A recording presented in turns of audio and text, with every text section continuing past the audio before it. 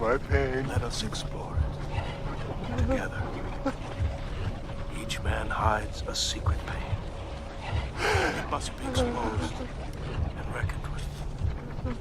It must be dragged from the darkness and forced into the light. Share your pain. Share your pain with me. And gain strength from the share.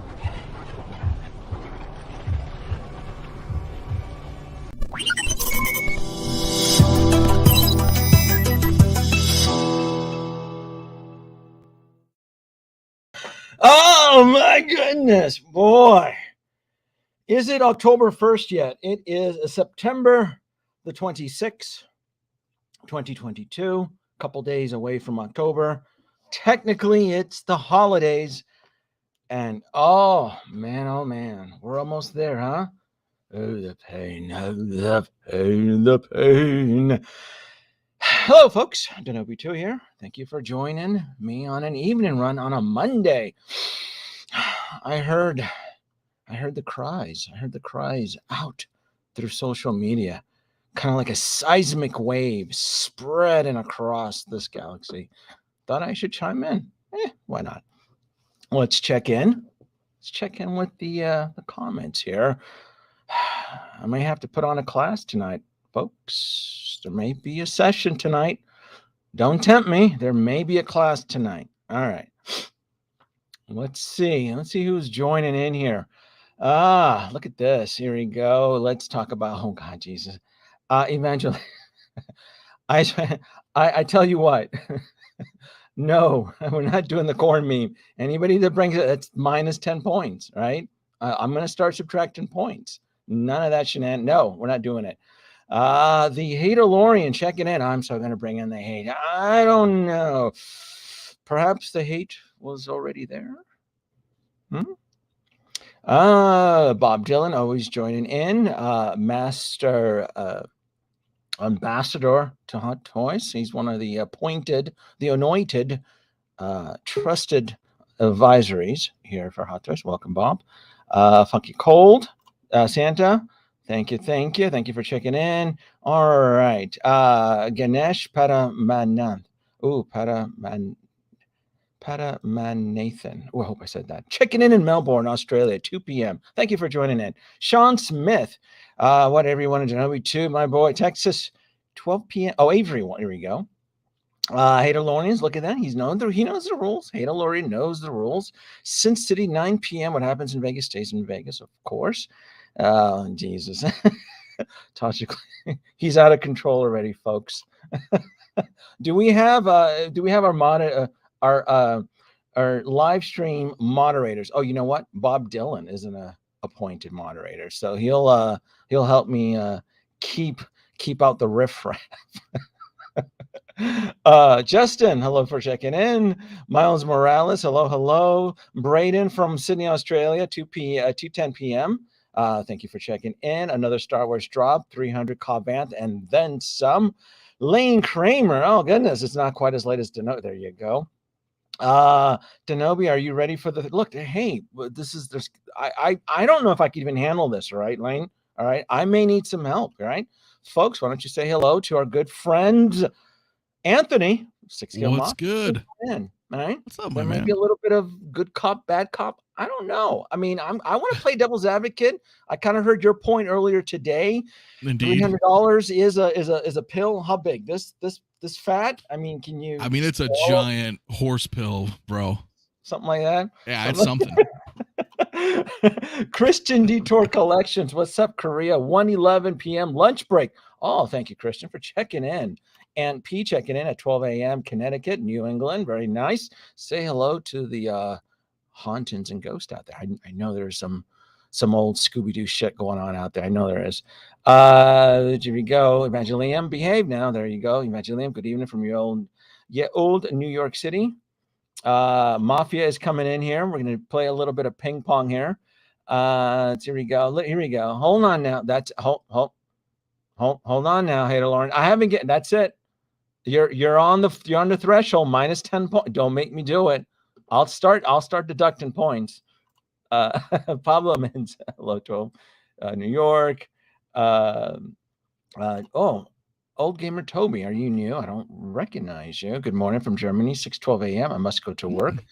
Anthony, have you seen our good friend Old Gamer on your side of town? I haven't seen Old Gamer Toby. I think he's Have new. I? I may. All right. There you go. Apologies if I don't remember, but if not, There you go. welcome. There you go. All right, hold on. Here we go. PJ in the house here. What's I up, was there PJ? when we bought that shirt. Was he there? Hey, you know what? You're right. This was a Star Wars Celebration haul. Very nice. We got here. Let's fast forward. Shane checking in from Midnight, Kentucky. Ecto-1 from Belgium, 6 a.m. Eric Heinke, Charlotte, North Carolina. Thank you. Leighton Richards, Australia, 2 p.m. How's it going? I haven't seen you in a while, good sir. North of Boston,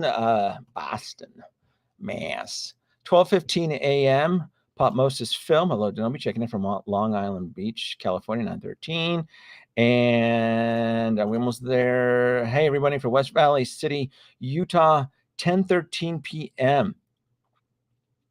What do we got here?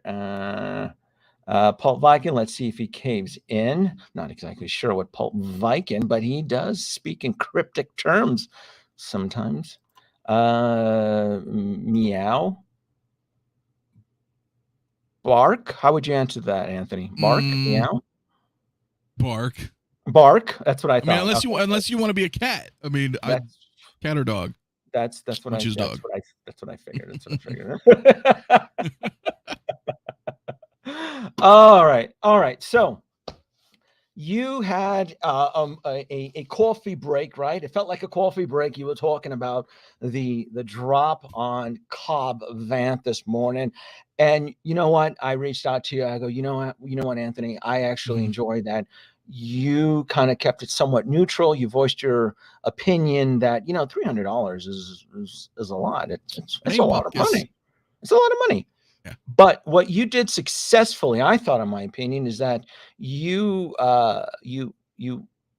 vocalized the community's opinion response. It was kind of showcased, and that's really because we live in a world that data is king, right? Data is just gold, and you did, I think, a really good job at harvesting that data from the community, which then me, who lurks in the shadows sometimes, I take that information and I start processing it. It gets refined, gets exposed to UV lights and gets set out in barrels, and then it starts to fermentate, and all sorts of tests and analytics. Yeah, and in the end, in a couple of months, I'll end up with a nice, a good ale, right? And I'm like, cool, I get to now benefit from this, right? Right.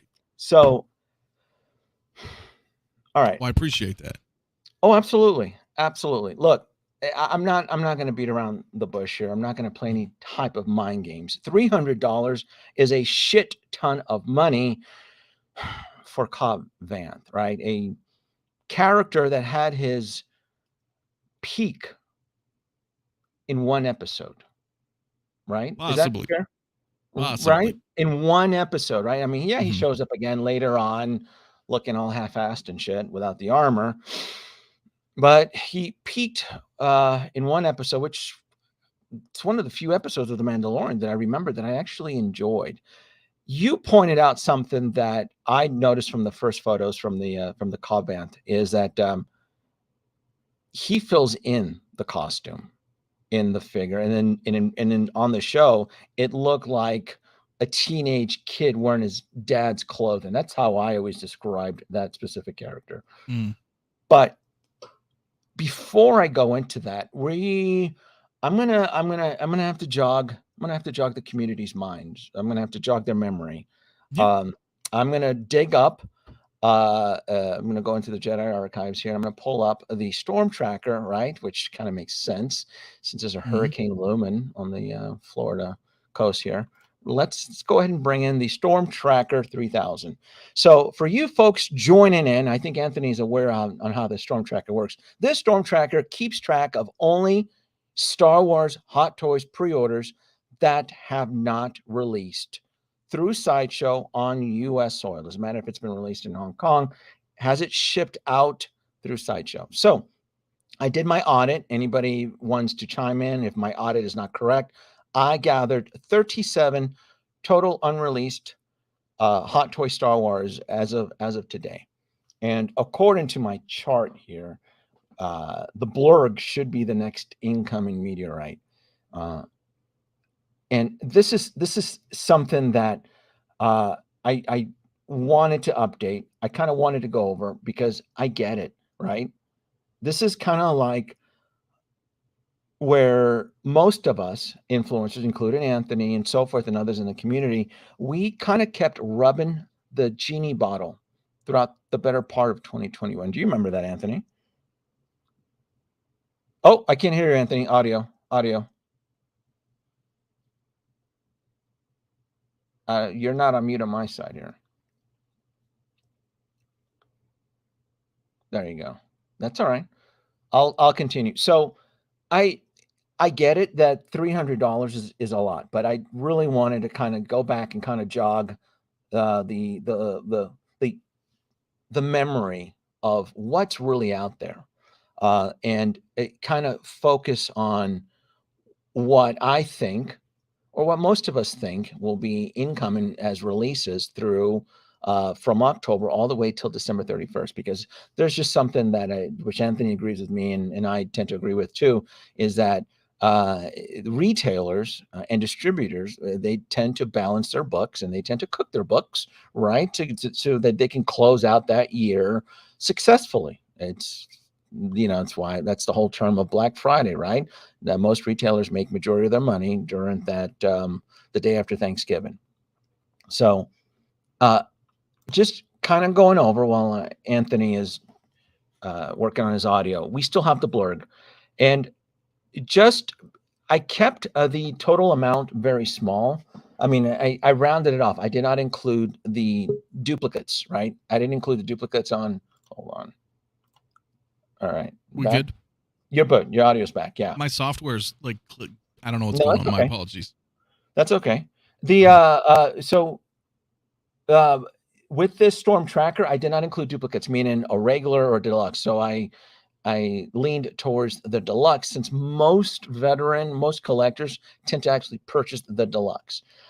And this is something that at the time when these pre-orders drop, we're excited. And we tend to say a lot of things. We tend to say, oh, we're going to get that. Or we're excited. We're definitely going to support this line. We're definitely going to support the Bad Batch. We're definitely going to get Bo-Katan. And then as the figures tend to arrive and Sideshow tends to send the invoices, opinions and actions tend to change. There seems to be a lot of backpedaling as to where most of us were excited for figures. And I get it. Life happens.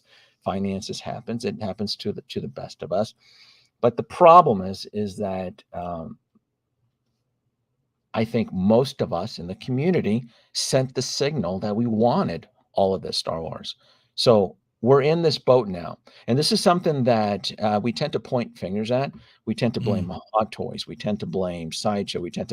But I've always said, look, we tend to vote with our dollars. And Anthony said it best, actually, on this channel. I've given him props on this, is that the only thing that can harm Hot Toys is the customer base. It just is. That's true. I think the $300 price point, where I'm leading with this, is that it's our fault. I really do. Yeah, I'm not so keen on the whole inflation gate situation. I'm not eating too much of that pie right now. I think supply and demand and the signals we send to Hot Toys, I think a lot of that comes from us. I really do, Anthony. I don't know if you agree or disagree with that. I really do. Part of the problem is actually us. It is the collector, right? Because I even heard you say it today, right? And I'm not gonna try to quote you on this, but you even said it like, look, $300 is a lot. I'm not gonna get it, but I'm gonna get it. I'm not gonna get it, but I'm gonna get it, right? Right. Well, yeah. We're all. I understood what you meant, right? Right. But the audience were like, well, is he gonna get it? Is he not gonna get it? Is he gonna get it? Is he not gonna get it? Well, it's like a Schrodinger's cat kind of dilemma, right? It's like, I'm gonna get it, but I'm not. But at the end of the day, I am gonna get it. That's gonna be the final solution, right? But at that point, like, it's a lot of money. I'm sorry. It's a lot of money. And I remember a while ago, you even brought up when Cad Bane was announced, and that was $290. Mm-hmm. And even then, you're like, are people really going to buy it? Yes, people are going to buy them. Mm-hmm. Yes, people are going to buy Cobb Vanth. But the point is that I was trying to make on my show is that it's just because a lot of people are like, well, it's only like $20 more. You're going to, it's just $20, just $30. But at what point does that stop? Yeah. Are we going to be at the 400 range? Mm-hmm. Where we're now used to 360 as the norm, and then we're like, oh, it's only $30 more. Well, you can't do a 400.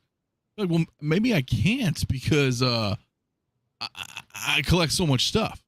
So it's a unique situation, like you mentioned. His outfit, in the show, is very loose fit. He's a slender gentleman, and then the figure has the fat suit, which is not a complaint, but my point being was he's such Cobb Vanth is such an anomaly figure where without a head sculpt, it's just a Boba Fett knockoff, from the 2-pack.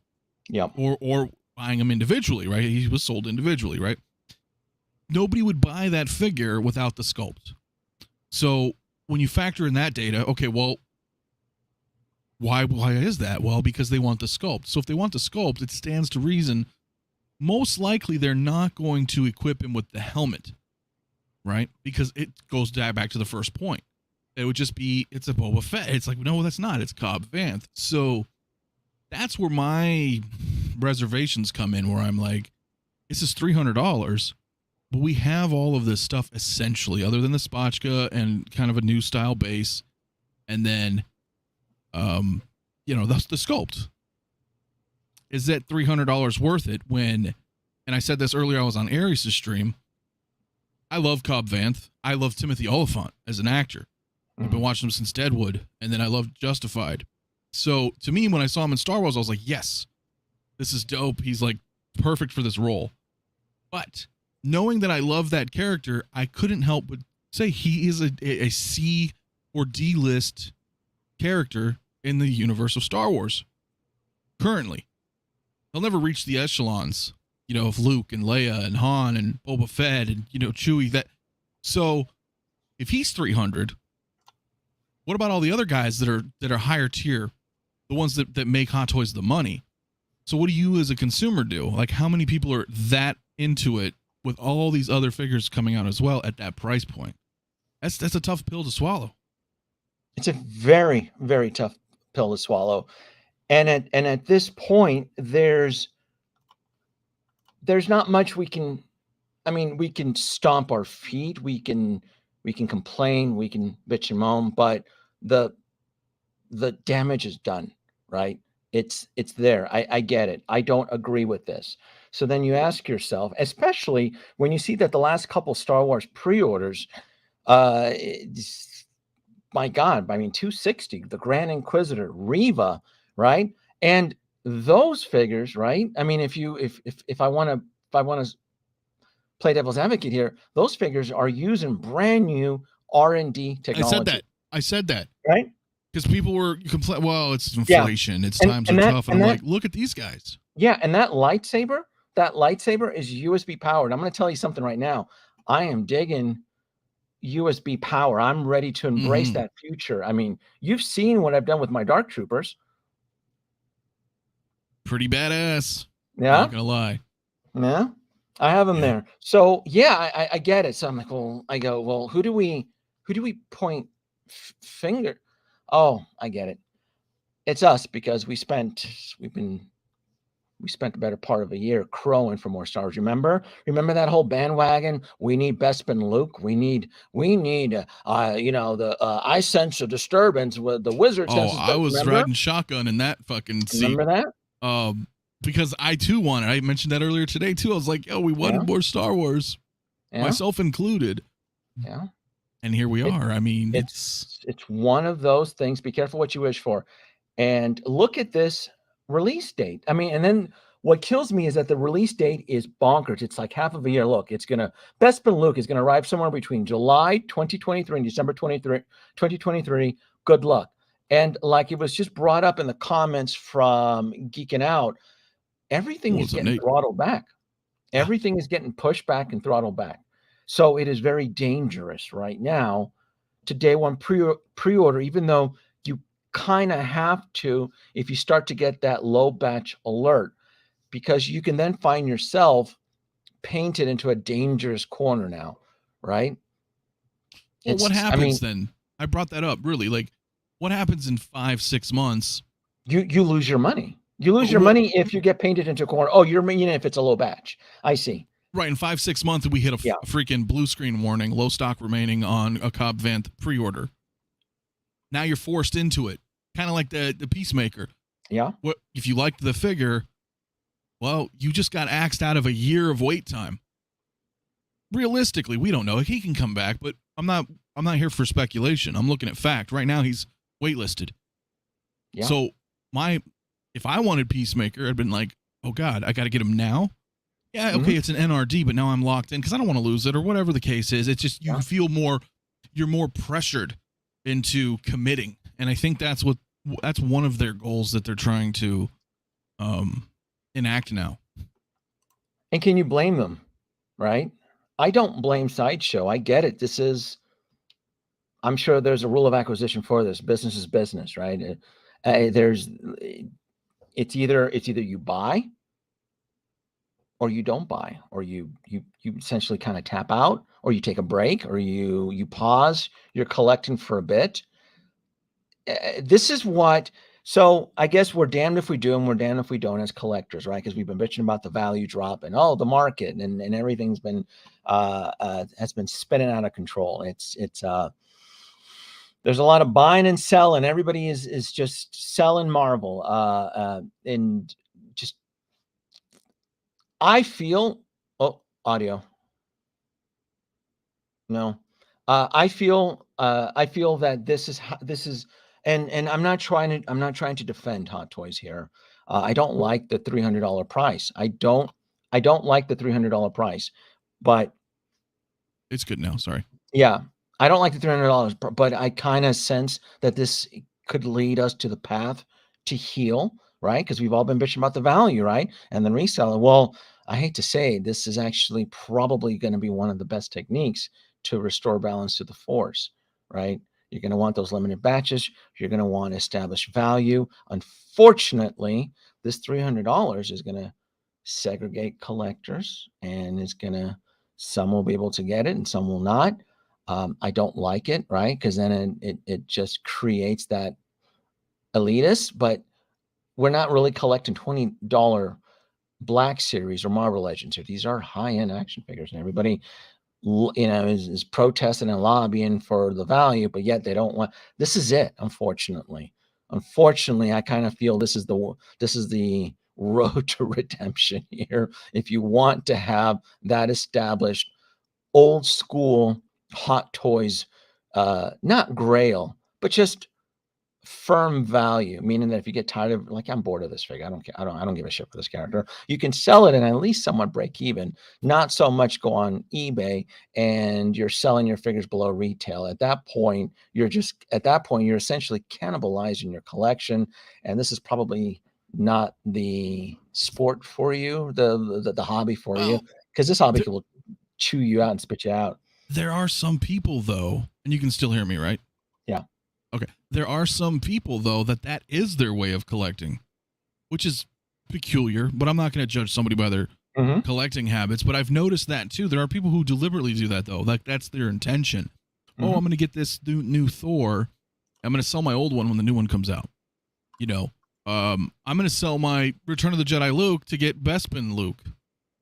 I mean, I've heard it, so it's interesting that some people, that's how they roll. And, but as because you can't really define a collector in that sense, but like somebody who amasses long-term collections, let's put it that way. Yeah. Then I don't think that's a good idea, right? Because you are losing your money at the end of the day, right? I mean, nowadays, and I was trying to tell you earlier before my mic went out, is it's not just Marvel. Star Wars is getting hit now too. I mean, the past month or two, I've been seeing tons of people offloading their Star Wars stuff. So, Dark Side Anakins are in the BST groups for $500, $550. It was like, wow. Now, I don't know if that's the norm or people are just like, yo, I need quick cash. And I know if I list it at this price, it's out the door. Right. Yeah. And that's where we kind of are right now in the economy. So if you're cool with losing some value, then I guess cannibalizing your stuff works for you, but it's hard. It's hard times right now, man. Yeah. And it's not just $300, right? I like to look at the full picture. And I did add some tax and shipping based out of Las Vegas. And I mean, you'd be looking at around $344. Now, I get it. I mean, that you could clearly go through other means, local comic book shops, and maybe take a leap of faith that it'll go discount, but I don't think so. You see, I've been saying this for quite a while now. Pre-orders that are being released from March moving forward, they're operating on a completely different frequency. This could potentially be another Peacemaker in the making. It just could, and I don't think this figure is worthy of Grail status, but unfortunately, it may actually be propelled into Grail status because of the price, because collectors are overwhelmed. This is a lot. This is just a lot. You saw the chart. We have, for crying out loud, we're entering the Attack of the Clones 20th anniversary in the next 6 months. We got Bark Speeders, R2D2, C3PO, 2 variants of the Clone Troopers, Clone Pilot, Clone Trooper. Both and Bark Speeders. Both Bark Speeders. They're two all hitting at this time frame. Yes. And so I totally get it. I totally get it that it can be very, very saturated. What's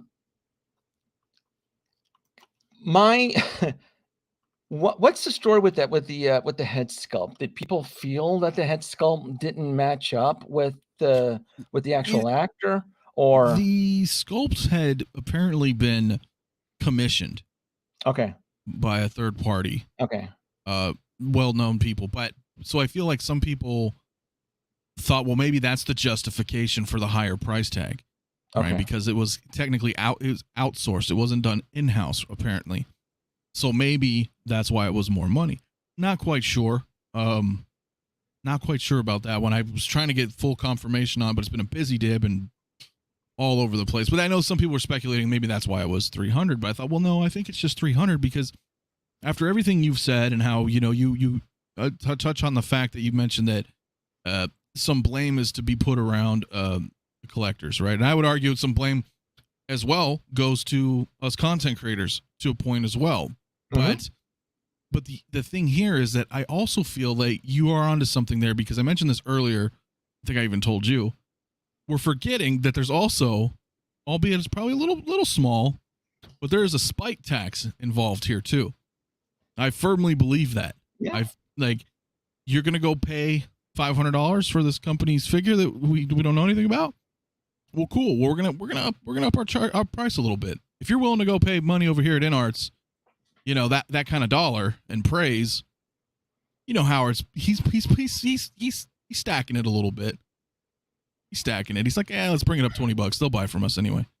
I think he has a secret weapon up his sleeve that's laying dormant. I don't know. I'm not really chewing on the whole spy tax. I honestly am biting on the stupidity of the Star Wars community when it comes to Hot Toys. What's the word? Very gullible. I feel the Star Wars Hot Toys community is very gullible. I think the community birthed this. I think they invited this. They opened their doors and they invited this terror into, and because I get it. This could be a licensing situation. We don't know. This could be, Timothy. Right. But here's the thing about the head sculpt. People like, it doesn't look like him. Do people not remember what Timothy, what he looks like? He is a train wreck. He is 55 years old, right? He doesn't look. He looks like he's falling apart. He looks like he should be holding a can of Budweiser and some cigarettes. Not even vape, just like cigarettes. So to me, the head sculpt is probably. I'm thinking the head sculpt is probably doing him a little bit justice, because he looks like shit. I'm like, oh, this is the best. So to get this where he's kind of cleaned up and dolled up there, I'm like, you know what? That's fine. I can buy that. That's a little bit better because he doesn't, the armor, it's the whole situation. And you pointed this out too. It's nobody's going to waste their time with the stupid helmet. It's the head sculpt. It's him showing his face, and it's him trying to fit into this armor, right? Because if you remember, I mean, he's kind of gangly, right? He's just super tall. He's just not very, and I guess maybe he's wearing padding underneath there, because when that armor comes off, he really does look like he does troll the bars after midnight. So and the whole scarf situation, it's that to me on the left, that is the look of this specific character. We don't even know if that's even him in the flight rig, because I know they had some flight sessions, some wire rigs on this. That could even be a stunt right. It guy. could be a stunt guy, or it could be a stunt guy for all we know. But that's him in the publicity photos there. It's what he looks like. And then like the baggy shirt, and you can look at the baggy shirt on there. And then as I pull away, it maybe kind of looks like it. I mean, it's clear. Is it the space? Is this why it's 300? It's because they finally gave us a piece of Tatooine there. Is that? I know it's hard to judge. I really am baffled by the price, but I agree he's slender, right? So I feel like if you need to modify the suit a little bit, maybe make him a little thinner. But that's where it comes down to, though. You're gonna want to display the sculpt, and I think he looks like him. I only said that I believe the sculpt is like an 8 out of 10. You know, when I look at the figure, I know that's Cobb Vanth. There's no mistake. Absolutely. I'm with you on that. I joke and I kid, but that is absolutely him. Is it? Was it on your channel? Who was picking on him? They were calling him Billy Bob Fett. I almost rolled off my seat. I think that was said. I think that was Bob Dylan. I go. That really does look like I can see him as a Billy Bob Fett. That's kind of trashy. That is kind of, you almost expect him to walk out of a trailer wielding like the dual pistols and a cigarette. This is my town. But he to me, he's still spot on. Yeah. Right. He's still spot on. So I collect in all realms. I collect Marvel. I collect DC. You are very conservative now with Star Wars. You've gone classic trilogy. Now let's bring in somebody who probably says yes to anything Star Wars, which I don't know if that's a good thing or bad thing. Maybe this person is responsible for the $300 price point. Oh, he most definitely is. Professor, what's up? Right? No, this man admitted at fault earlier, man. So I'm not completely to blame, but yeah. How is it my fault? I got to your fault, bro. I think it's the community. I'm like, you know what? Mario does get every Star Wars. Like, every Star Wars Kenobi. Pre-order, Star Wars, pre-order. Well, listen, everything right above me is the entire Mando line too, all up on top shelf. So there's still Mando. Yeah. Billy Bob. Now, Billy Bob Fett actually, I think, flows a little bit better. Bob. I'll call him Billy Bob Vanth. That's Billy Bob Fett, I think, is definitely the one. Yeah. I mean, when you look at the page breakdown, you really are waving that magnifying glass, and you're like, and we're $300 for what now? What's $300 for? Spotchka, a base, and a sculpt. Yeah. Huh? Yeah. What do you do? What do you? I'm not. You say, I can't lie. It does get difficult trying to justify some of these prices here. Right? Granted, it's only like another, like I said, Anthony, that's like what, like $25, $30 overpriced. I think considering what we're seeing these days, like what we got with Bo-Katan, I mean, yeah, but that was like priced a year ago. But recently, what we saw with Reva and the Grand Inquisitor, new figures, head sculpts. Yeah, man. I mean, at $260, I just don't understand how this is $300. Where this is coming from. I mean, yeah, we have our we're spectating about the outsourcing and all that other stuff. But yeah.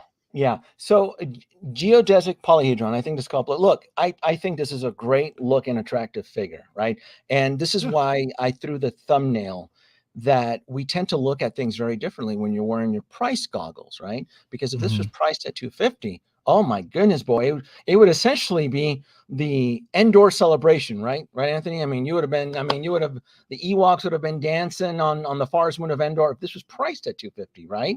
Would we have? Would we have probably welcomed this into our hearts at that Absolutely. price point? No, Yeah. absolutely. Yeah. 240, Right? 250. We'd be singing Yeah. a different tune today. Yeah. See, No, it's nobody would have critiqued the head sculpt at that price, but now everybody's bringing out the comb and the tweezers, and I'm like, that doesn't look like Timothy. That shit don't look like him. now Like, see, oh, I disagree with that opinion. I think it does look like him, but that's, eye of the beholder, right? But the reason I mentioned that, 300 for this, because you know me, I'm always layers deep. I'm looking deeper down than just Cobb Vanth. So I'm like, oh, you're gonna charge me $300 for a Cobb Vanth? What happens when Bespin Han or Endor Han comes out next year? Is he gonna be $365? And people are gonna be like, yeah, we got a Han Solo, and they're like, right? Run the card. I don't care. Pay up. Yeah. Like that's what I'm looking at. Yeah, and I 100% agree with you on that. My biggest heartburn gripe with this pre-order is that there's very little R&D involved, and I treasure R&D when Hot Toys puts in that extra effort.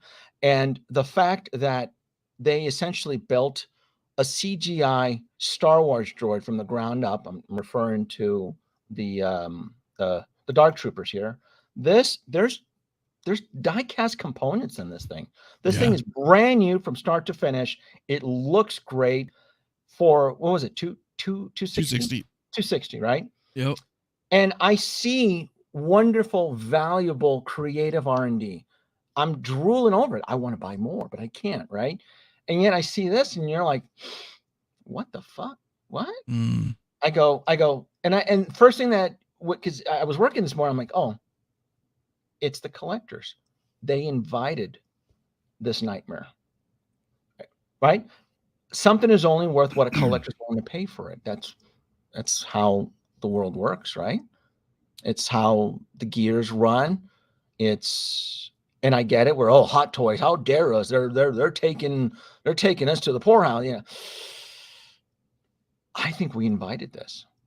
Yeah, but it's also inevitable, right? Because one could say, hey, let's make a statement. Let's band together and vote with our wallets and say no to this $300, subpar, thing, right? No one's going to do that. No. This guy's going to be like, well, screw you. I'm buying it day one. I don't care. So it's it's already there, right? It's not like we can, and I'm not saying it's hopeless and people can't make a difference, right?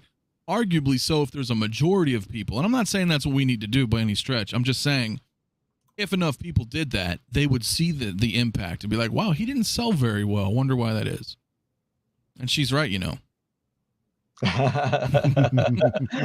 Billy Bob Fett. Boba Fett. I tell you what. And then of course, when you throw in my math, my patented Denobi 2 math, too many Boba Fett SKUs, the shit will sit. But this is different though, because I will stand by anybody. Those repaint Boba Fetts will last forever. The 2-packs will last forever. That quarter scale Boba Fett, that stuff will sit forever. It'll go bargain bin. When you check out purchasing a Cause Baby, they're going to try to peddle you 25% off. But this is different though. This is an anomaly. This is an actor's likeness.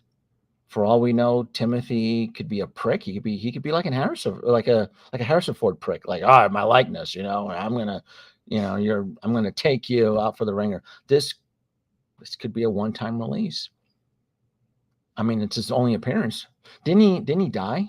Didn't Cad Bane kick him in the shins and kill him or some shit or something like that? Didn't he? Did, but we're led to believe that he's healing in the back to tank and being modified, as one would say. So we'll see what happens when the next series of whatever comes back. He took a blast from Cad Bane. He did. Where like on his chest, on his ankles, on his neck? Where did he take? Recall exactly where. Maybe in the because gut, I'm maybe in looking the at this shoulder. cat here. I don't think he can take a kick from a 4-year-old kid. So I don't know how he would have survived. Okay, I yeah.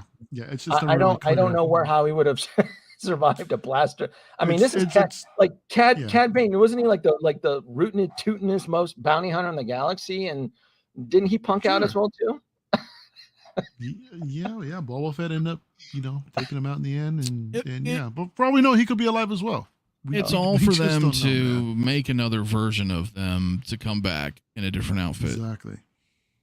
Somehow if this cat on Palpatine the right returned. needs it, only if he needs help. Only if Mando needs his help, right? Or for Sweeps Week. Let's bring in another actor. They'll bring him back. I mean, because we all know Star Wars is a giant commercial, and it was originally made to sell toys, bro. It was always meant for toys. And it still is to this day. Hey, there's nothing wrong with that. There's nothing wrong but for crying out loud. I mean, woo us first, right? Take us out to dinner, dinner and a movie, right?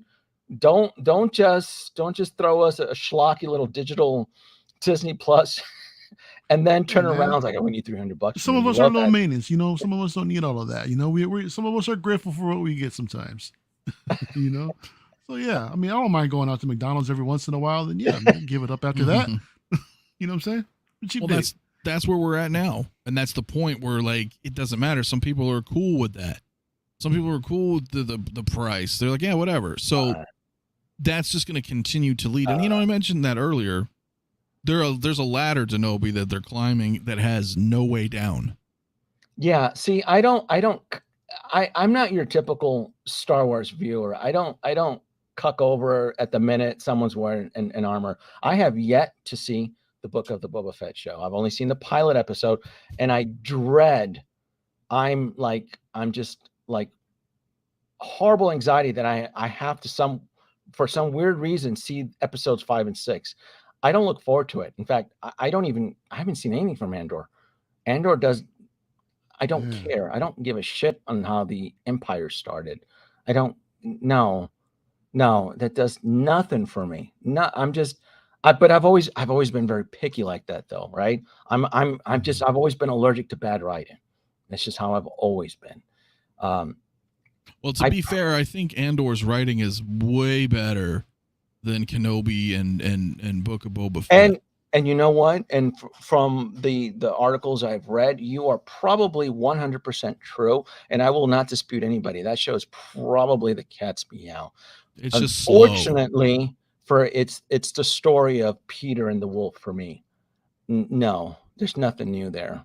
No, it's probably great writing, but I just don't give a shit to sit through hours to see the birth of the no. It's just unfortunately no. Oh, that's a fair point. Sure. Yeah. It's that level of fandom. Like, how deep is it go? Right? Yeah. Like, right. No, I would rather forward moving. Yeah, and I mean, it's the only thing I ever ask for with these pop culture shows is just give me a decent hook. And the only 2 shows that are giving me a hook right now is The Ring of Power and House of Dragon. Those shows are delivering very Hold good. that thought. I'm not going to spoil anything. I'm not spoiling anything. It's not spoiling.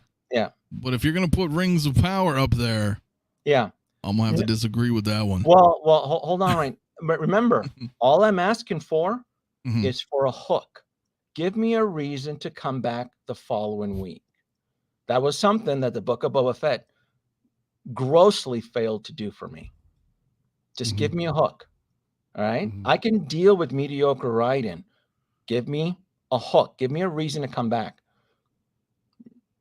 That being said, I'm having the hardest time. Out of She-Hulk. I think I've made it to episode 3 and I forgot about it. I just don't care. Now I will buy the She-Hulk hot toys though. Oh, absolutely. I will buy a Hot Toy She-Hulk, Rule 34 on that one. I like to see how they pull that miracle off, but I will absolutely not sit and finish She-Hulk. Nothing against the show. It's just not my cup of tea. Right. I only watched episode 1 and tuned out. Yeah. House of Dragon. House of Dragon is giving me great hooks, reasons to come back. Ring of Power is giving me a fantastic reasons. I'm going to tell you something. I'm not going to spoil anything. They are going into the world of, they are deep diving into the world of the dwarves, and I find that world very fascinating. There's a whole culture there, and I'm digging it. I'm loving it. Right? But I they're didn't read the making books. stuff up. Huh? That's why. See, But isn't that what storytelling is? Yeah. No. They're not Yeah. respecting Tolkien's lore. Tolkien They're is dead. It's the year 2022. I get that. Yeah. Okay, but see where you are, where you're like, I don't care about Andor because you're not that into, Yeah. Star Wars as deeply as say me with Lord of the Rings. I'm like, well, wait a minute. See, now you're gonna trigger me because I'm like, because I know it. I'm like, dude, what the hell are these guys doing? How is that any different than the stuff that they're probably writing the scripts as they film on these Star Wars Disney Plus sets, for crying out loud? Well, you're right about that. I mean, you are. so It's not Lucas anymore. It wouldn't be fair. But the whole point of that story is that just give me a hook, give me a reason to come back. That's it. She-Hulk. I made it to episode 3, I think it's episode 3, and there was no hook. I'm like, you know what? It's just not for me. I don't care. I'd rather game. I'd rather go hike out in the mountains. I'd rather go do something. But those two shows currently right now, because I don't watch a lot of TV, but when I do, I try to make it very valuable for my time. And those shows are delivering a reason for me to sit there and go deeper into that world, right? So that's honestly, that's really just it. That's all I'm asking for. It's like Picard. It's like Discovery there. Sorry, I had to chime in on that because you know how you are with Trek, and then you see Picard and Discovery, and you're like, what the heck? That's how I am with this Rings of Power. I'm like, what the heck? Like, I mean, that if you understood, that's what I mean by that. I'm like, what are they doing? What are they doing? Why is Discovery this way? Why is Picard this way? It doesn't. I tried to give Discovery that's how I a chance. feel with Rings. It's like, what? Yeah. I tried to give those shows an opportunity, and they failed to live up to my expectations. And I don't think I asked for a lot. I tend to ignore all of the clickbait videos and things like that. I'm like, no, I don't care what other people say. Let me watch the couple episodes and let me make my own. I don't need other people's influence to tell me whether to watch a show. With Andor, it was very simple. I don't care about that timeline, and I don't care about Cassian Andor. He was an asshole in Rogue One. I did not like him. I really kind of despised him in Rogue One. I don't really care to see him in his own little solo adventure. And I don't care to see the birth of the Empire. Oh, but it's beautiful visuals. I believe you. I'm not going to disagree with you. It's probably great on location filming and great. I just don't care. And that's the problem with Star Wars and Marvel. It's just... they're all over the place. They're just all over the place. You don't know where Marvel's going. You don't know where Star Wars is going.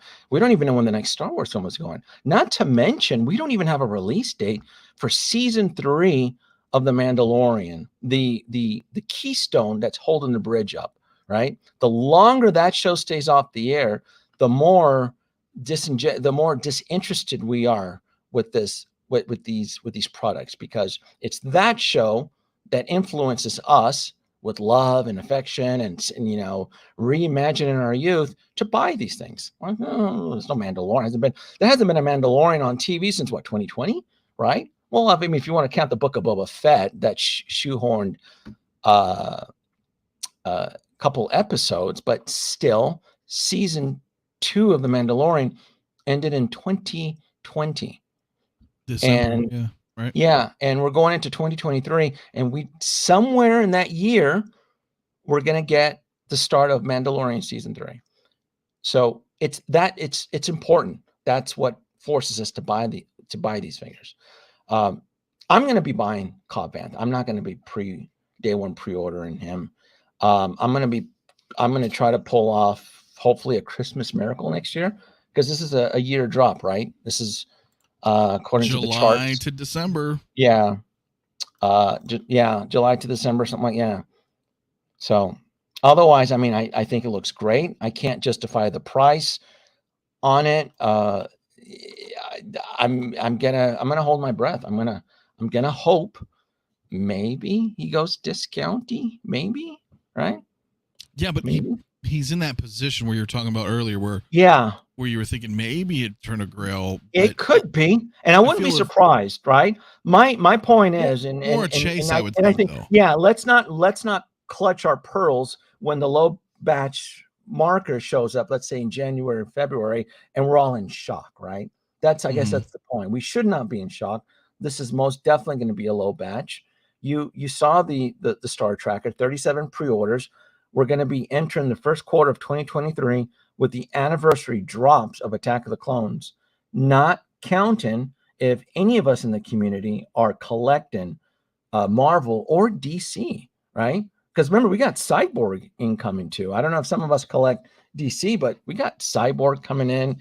We got Iron Man, the Mark 1 3.0 diecast. We have some heavy hitters in the Marvel side. Not everything through Hot Toys Marvel is a snooze. There is some there's some good stuff. There's some good stuff with Marvel, and it's mostly Iron Man. Are you collecting the Mark 1 Mario? Yeah, it's the last one I need for my display. Okay. So I definitely have it coming in. All right. Yeah.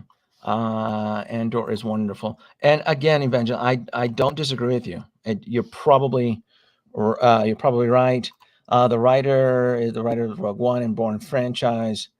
You see, we don't want that. I don't start bringing the expanded universe. Then you start losing people, because then what happens when you start bringing the expanded universe, then you get into my territory that tends to really irk me. And that is the continuity errors. Oh, I hate my continuity errors. Go in it blind, make the shit up. Don't piggyback off of something that has already established canon outside. It's one of the reasons why Cad Bane was a little bit criticized from his appearance. You're like, what's going on here? What's he doing here? And you had all the Star Wars fanboys fact checking the Jedi archives. And according to the timeline, you shouldn't be here. And according to this, and expanded universe, and that doesn't count. Well, this counts, and this, and you're like, oh Jesus! Now, Well, he came in. He came in the Clone Wars though. Yeah, as first appearance, and that's canon.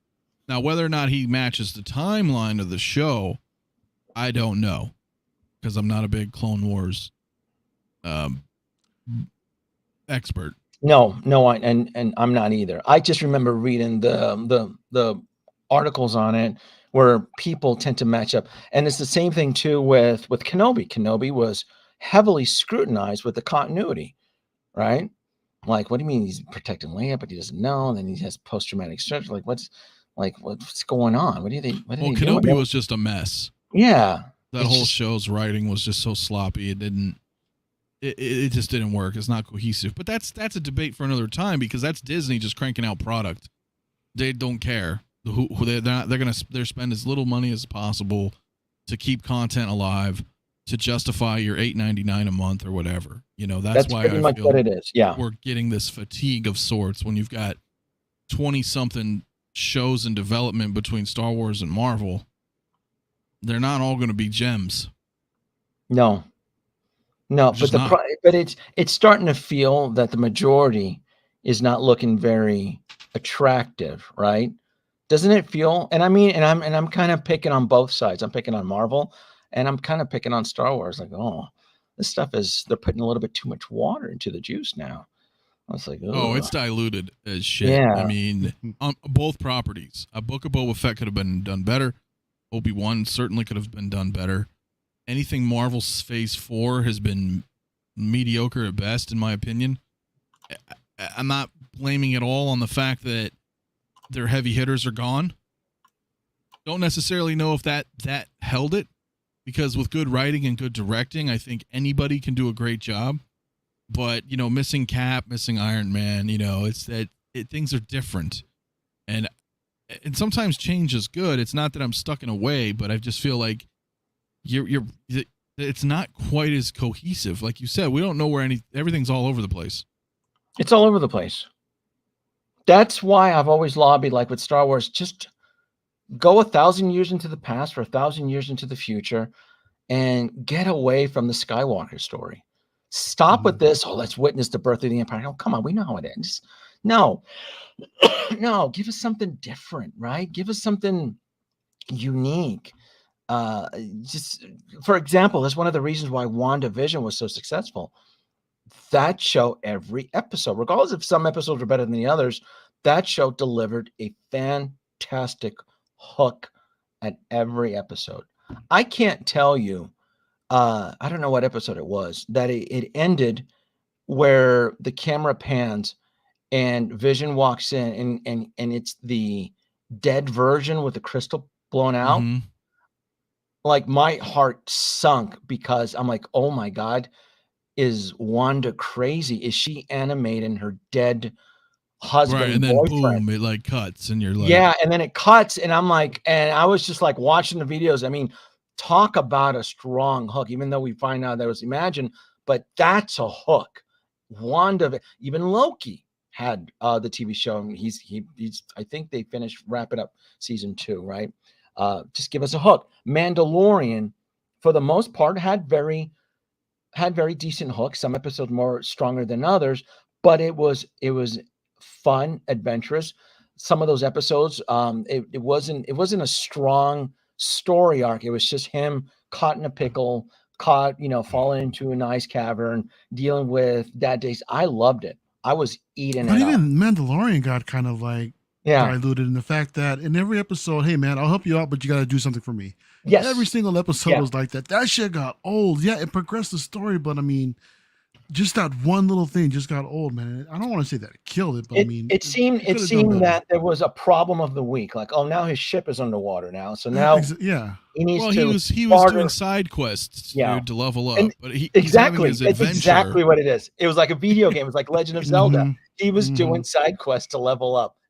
That's the best way. I enjoyed it. I do side quests. Sure. Right? Now, some people tend to skip it. They try to go to the meat of the of story A, right, which is Moff Gideon and his whole quest to harvest whatever. But yeah, some of those episodes, yeah, of course they were side quests, but they were fun. They were engaging, and you didn't know what to expect because it was a part of the Star Wars universe that I couldn't nitpick. I couldn't subject my continuity error powers. Like, oh, I don't know. It was what's all going on. fascinating, though, right? Yeah. Because if you were a fan of Star Wars, okay, even the Spider Cave episode, I enjoyed that because I got to see the world of Star Wars, and that's what I like. So even if they are side quests, or when he has to go help the Tusken Raiders, with the Crate Dragon, like that was cool. Like, did that episode really, progress the story? No, not at all. It was interesting. It was a fun adventure. When the Jawas, when he's chasing the Sandcrawler and dealing with that, and they stole parts of his. That's That fun was to me fun. because you're exploring the world in a way that felt entertaining to me. And of course, those are filler episodes, but they still felt good, right? Whereas some stuff, if the writing's not all that great, and then you're like, come on, what is going on here? Like, can we move along, please? It's almost like a video game too, because I'll play a bunch of side quests if the game is good. If the game has me hooked, I want to explore the whole world and interact with all the NPCs and what can I do? What do I get if I go to this guy's quest and this and that? And you're like really into it. But if you're playing a game that's kind of mediocre, but you've invested time in it, you're like, all right, I just want to finish this game. So I'm just going to But that's the beeline thing, straight. Anthony, with Andor though, I mean, that's kind of similar to why I'm enjoying it. Is just the fact that it is building a whole new world. It's building a world within the Star Wars universe that we've never seen before, right? But on Bro, top it of took that, them it's 3 bringing episodes in- to step on a but it's ship. bringing in a bunch of drama on top of it as well. Yeah, it did move at a snail's pace. It did. I can't deny that. But for what we've, for the story they've told for us to get to a certain point, I think has been fascinating to say the least. It is. Andor's good. It's good, but it's slow. And what I told you before is that if it was condensed down to a movie, I think it would be great. I know they have long plans. So with that said, to me, without talking about the show, it makes me feel like this would almost have been better as a book. I feel like I'm reading chapters in a way. Like the story is that slow that it works in a book. Yeah, It just but not all of us want to read, bro. Come on, Well, man. you need to, know man. You need to be well read. Nah. No, we You're don't. missing out No, on we some don't. great literature. I'm sure, but I mean, you're missing out on some great Game of Thrones too, dude. No, I'm good. I'll watch that dragon stuff when I told you, man. I'm in that bad relationship with Game of Thrones, man. I don't want to see them for a while. It's different, dude. It really is. Yeah, that's what they all say. Oh, I'm different. Well, I don't Nobody can know. tell you. He said he's loving it too. Yeah, well, House I of also Dragon? told him. Strange New Worlds was pretty good too, and he ain't listening to me either. No, Trek is dead. Fuck See, that. so I don't I'm like, No.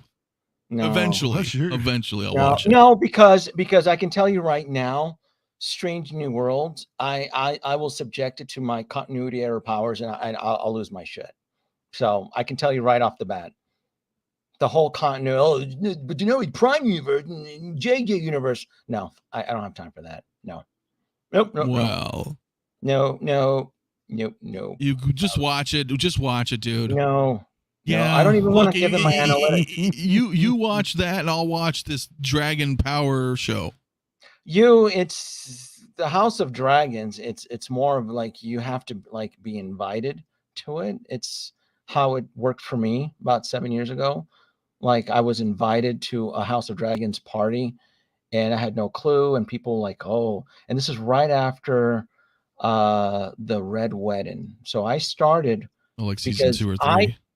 I started season 4, and there was a party. I forgot somebody was throwing a Game of Thrones party, and I was feeling left out. And they're like, Denobi, would you like to come to our Game of Thrones party? We'd like to invite you, but I don't know anything. I don't know if I can handle this, awesomeness. And I got invited, and then I was surrounded by scholars, and they all educated me, and I was like welcomed into the family. And so from there on, I just Game of Thrones until those last couple seasons that just jumped off the tracks. See, now I wonder if they even knew who Lady Stoneheart was. So that was the books. Yeah. They did. Well, I don't read books. I don't read books. But I can promise you. But I can promise you though, I came into House of Dragons very skeptical. I was ready to scrutinize it. I was ready to cast my hate and doubt. I sat there and like, this show's not gonna do it. This show's shut. And then I was like, oh, Cast it into the fire. Okay. You're like, no. A lot of raunchy sex. Okay, I'm in. Okay. Good storytelling, good story arcs, backstabbing, blah, blah, blah. Cool. And, and especially yesterday's episode, which is fantastic. But again, give me a reason, right? Give me a reason. I don't know anything about this world, and they're filling me in. And then whatever I don't fill in, I can watch, videos that break it down and so forth, versus Andor. Oh, you get to see the birth. Oh, it's espionage, a lot of backstabbing and alleyway, and it's a slow start, and then you're like, and it's beautiful on location, and the start of the Empire. Oh no, I forget. Right. No, Luke saves the day. He throws in the 2 torpedoes, and we get rid of that Death Star. Let's move it along. Right, you want to go more forward, but move it along. I don't, and then fucking Rings of Power and Dragon Power or whatever the hell they're called, they're both prequels too. We already know what happens. Well, Ring of Power. We already know that Homeboy turns into Isildur, and the Hobbits win, and so Ring of Power has something that I find just beautiful and captivating, and it's the soundtrack. That music, I eat that up. Like who's ever composing it and so forth. Like I can't wait to get that on vinyl. Like I'm all about that. Give me that soundtrack, that music, and how the scenes are flowing.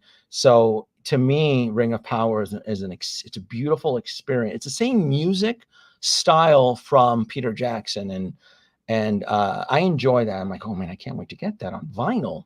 Let me put a needle on. Well, I'm a sucker for music too, but give me that. I can't wait. I mean, when I'm working here on my projects and I listen to soundtracks, but I'm very particular. Like I have I'm like earlier today I was listening to an original vinyl, right, of Star Wars. This is so because I like to imagine whoever, because I bought this from a thrift shop or eBay, either way.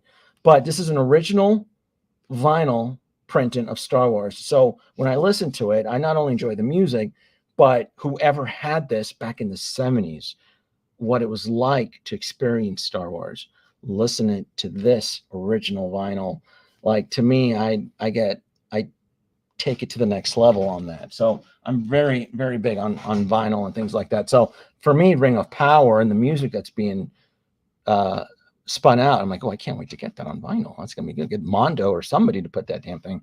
So I eat it up. You know, I love vinyl. Love that whole needle scratch and all that stuff. But I have Empire Strikes Back, Return of the Jedi. I have the original print. You can get them on eBay, $50-$60.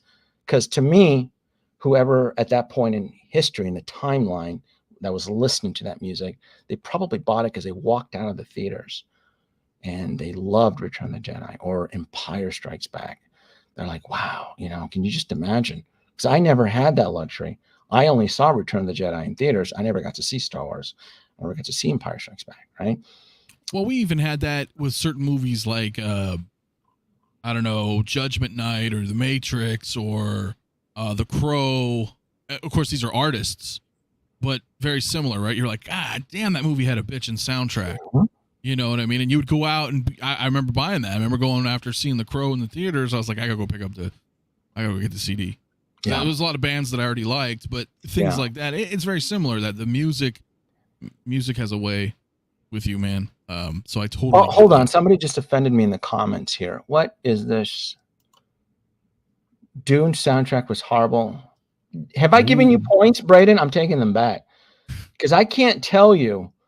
I can't wait for hike season to start because when I'm out there in Arizona hiking those mountains and I am crossing the desert sands of Arrakis, you bet your ass I got the Denny Villeneuve soundtrack jamming on my pods.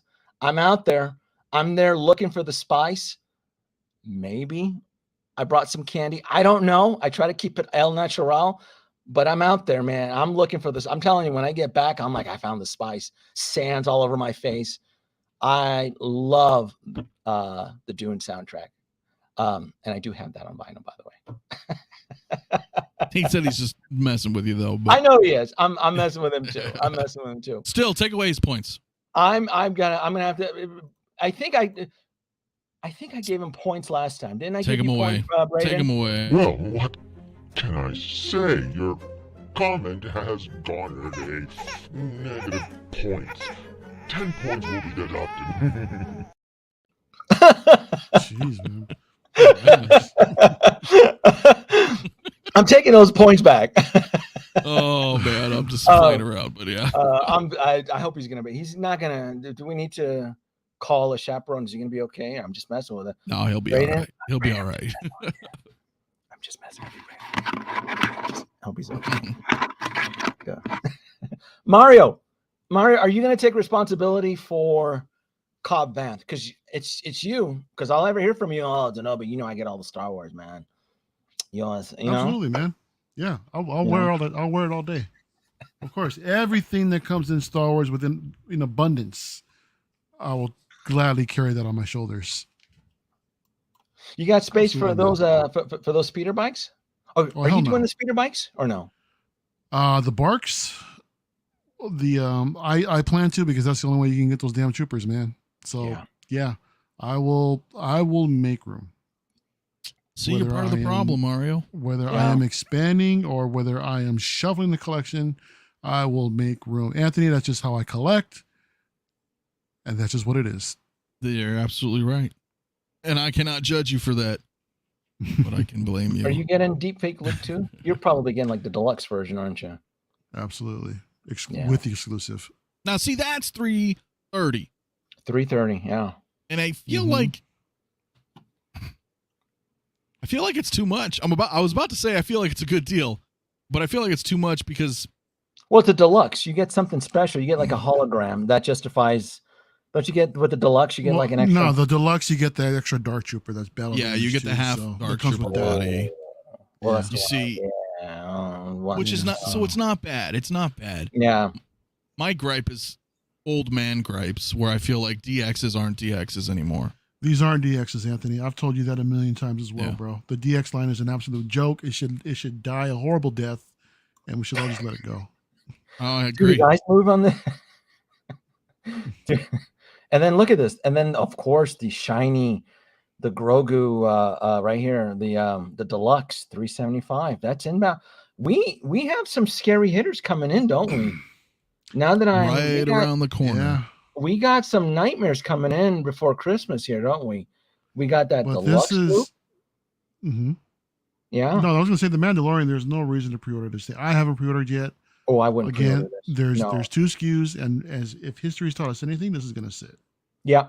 Just like Yeah. the other one. This is gonna sit The around for a long well, time. especially now since I think I've said this on my stream. I think I've even told Anthony. I go the main tap out excuse for deep fake Luke is like, oh, I'm gonna wait for Bespin Luke now.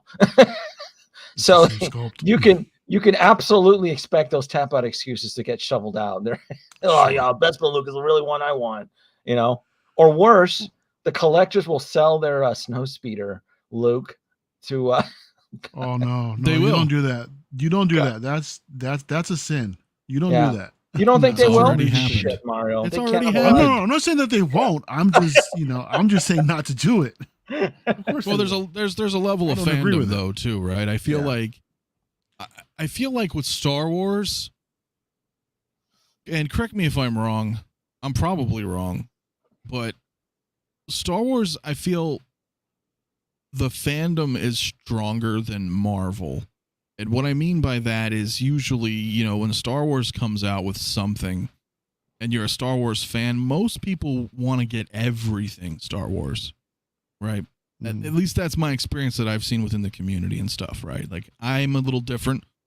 I don't have the prequels or the Clone Wars. I got rid of them. I got rid of the Rogue Ones, but I did have them. I did have them because my love for Star Wars is essentially franchise wide, right? The whole property of Star Wars, where I feel like, and again, I mostly did it for space issues, but with Marvel, and this is a guy who's just grown up reading thousands of comics, it's that the movies I don't feel like they have that same pool where you're like, I want every Marvel run of every Marvel show and movie ever made. I don't know how many people, maybe there are people in the chat that are like that, but I see the majority, if you're into Star Wars, you're typically going to buy most of Star Wars. So it becomes a problem when you're like, oh gosh, I'm going to get hit with all this stuff. So Anthony, let me ask you, you being a fan of both of them, is there one that you hold more dear than the other not in regards to the MCU, but in regards to the comics for Marvel? Say that one more time. I'm sorry. So would you consider yourself more of a fan of Star Wars, like in the sense of the original trilogy only? Or do you have more of that love just for the Marvel comics in general? Well, I think original trilogy and the love for Marvel comics are pretty much equal for comics. But here, and I've tried to argue this point before. Growing up, seeing Star Wars, that was everybody's first exposure to Star Wars, was seeing Star Wars, seeing the actors.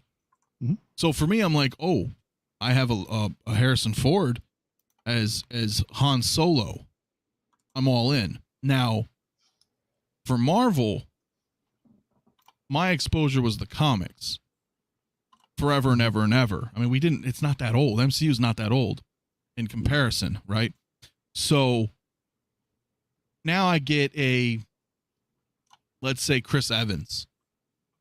He's a Chris Evans Captain America. You may enjoy him, but for me, it was the opposite, right? It was that, and I like him too. But my point is, I read the comics.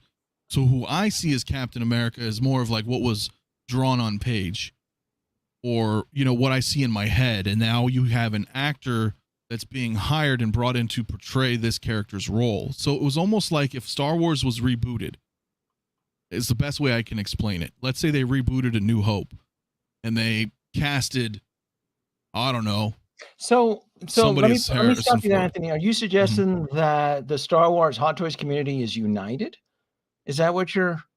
Because I feel it's very heavily segregated. It's divided into multiple factions. Yeah, I And wouldn't it say seems to they're be a lot of united. nitpicking. Yeah. Yeah, I wouldn't say they're united, but I feel like most And I Star feel Wars with Marvel, the collectors community is a are little bit more in. united, right? I don't know. No, because people will be like, "Oh, I love Endgame, but I can't stand She-Hulk. Oh, I really liked Mhm. Loki, but I didn't like Hawkeye." You know?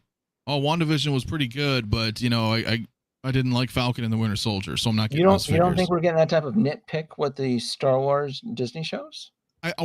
Now, yes, but prior to the Because Disney Plus, I'm saying Star Wars was fairly global as a collector, right? I mean, because what did you really have at the time? well, so was You had Marvel. I you had mean, the at the height prequels of and the Infinity originals. War, at the height of Endgame and Infinity War, and then once we all kind of shot our loads with Endgame, you're like, all right, what's next now, right? So Sure, but let's say you liked Infinity War, Mhm. and you just started collecting Hot Toys. All right, Mhm. let's say you're a pandemic, collector. You came in. We're rolling Mhm. on the back end of Infinity War. We're starting the Endgame line. You're like, oh wow, look at all these old Marvel figures I like. Would that Marvel person want to try to finish the Infinity War and the Endgame line, or would they go back, for example, and be like, wow, I want to get everything from Captain America: The Winter Soldier, and I want to get everything from Thor: The Dark World? Like, I don't see that as frequent as a Star Wars collector. Well, it's also stupid. No new year one collector who year one Hogwarts student should ever try to go back. If they do, it's how They do, though, often. they do, and then they fall, and they probably get pruned out, and they're probably. I mean, this is something that I pointed out. This is probably one of the reasons why the numbers are skewed. They're so exaggerated, where everybody was clicking day one pre-order. That's why I pretty much anything that went into pre-order for Marvel and Star Wars, right? It's one of the reasons I was very confident about the 2-pack Boba crap that was gonna. Everybody decided to buy through Toys Wonderland and pay $800. I'm like, you guys are all idiots. I go, this stuff is gonna sit and get discounted. These numbers are not real. They're not accurate, and so because everybody thought it was fun, it was cool, it was very hip to collect pre-orders, right? I'm part of the gang now. I'm part of the family. Me and Anthony are cool. Me and Mario are cool because I got 40 pre-orders all lined up on a spreadsheet. Oh shit, that's $22,000. Ooh, it's going to Yeah, but what do you say to the people that didn't care about that and they just wanted to get it first regardless, knowing that they're paying a premium, but they don't care that down the road maybe it's $500 cheaper? Are those the same ones that are crowing about a $300 Cobb Vanth? I would think mean, not. I would think people in those, no, because I know people in those positions that just don't care and they'll just get it day one just because they want it and they don't care about the price later. Some people Yeah. are just in those positions. Not everybody, but there are everybody. collectors that are like that. So some of them I think don't it's a small care about minority that. within the community because there are still some, I agree. It's a small but minority. Mhm. it's a small minority. But I think the damage has been done, and we're in the middle of a little cold war between the retailers, between Hot Toys and the third-party sellers and Sideshow. It needs to be this aggressive. There's a reason why those repaint Boba Fett's were smuggled in underground under the cover of night, right? Under new moon, right? They were being escorted by a couple Team Seal 6, right? In the cover of darkness. Nobody knew, only a couple people knew. They were using Morse code, smoke signals, because they knew. Because I said, I'm like, God, these repaint, but no one gives a shit about this show. This show is fizzled out. I go, who's gonna buy everybody last year? That's why I pointed out streams from just a year ago. Oh, repaint Boba Fett. Boba Fett's a great show. You cats aren't gonna stick around for those invoices. Fuck out of here. Right. And Sideshow probably smelled the fart in there. I'm like, oh, these flaky fuckers. We gotta go. We gotta strike. Operation Undercover Invoice No Email Plan initiated. And I don't blame them. And they did that, yeah. I don't blame them one bit. I go, if I was Sideshow, I'm like, do what must be done. Show no mercy. And they have. Right. Max those cards. They have. Yeah, Max. And they charged everybody. Yeah. Take them out. Wipe them out. Get them out. Right. Too much money. Then leave. let's weed out the herd. So Right? are you suggesting that the majority or a portion of the collectors are simply riding a hype train and following trends with no full commitment? I even that small minority that are right in the hype train, even them are having second thoughts. Even them are like, you know what, right? Maybe. I mean, we're looking at 100. Well, actually, 139. I think I sent you last. We're looking at 139 pre-orders. That's a ton of pre-orders. That's not even counting the dupes. That's a ton of pre-orders. Regardless if you only collect Star Wars, Marvel, or DC, you're still at over 100 pre-orders. Even if you're financially successful, let's say you're rich, you're pretty much collecting shipper boxes at this point. You're probably throwing them inside of the room, and I'll get to them when I get to them. That's not fun. There's nothing enjoyable about not buying something that you're not able to sit and unbox. Either you're A, a collector, or B, you're just a reseller, right? I think most of us who are listening to us right now are true collectors. Nobody wants to buy hot toy figures and throw them in the back of the room. I had 4 of them. I hate that shit. I just finally got them all whittled down, and I don't, because I'm working a lot of hours now. I'm doing a new role for my job, and there's nothing more than I hate to spend money. The figures arrive and they're sitting in a corner of my room for a week. Yeah. I hate that. Yeah. I don't enjoy that Agreed. one bit at all. No, I like to sit. I like to experiment. And when I experiment, right, and I do my research, I can then hack USB to Dark Troopers. This is what I can do when I take my time. I sit, I research. I need to figure out how I can plug in these 2 guys USB right here. See, USB right there. Look at that. There's the plugs. You can see right there. How can I jimmy these things? And when you sit down and because I had IT, when I was in school, I knew basic 101 on resistors, capacitors, max 5 volts. And I discovered that the bulbs in these things are rated above a 5 volt max. So what that means is that as long as you plug them in a USB 5 volt, they'll last. They'll stay illuminated, and you get really cool shit. Now, I did this for a couple reasons, because I see things into the future. People tend to see things now.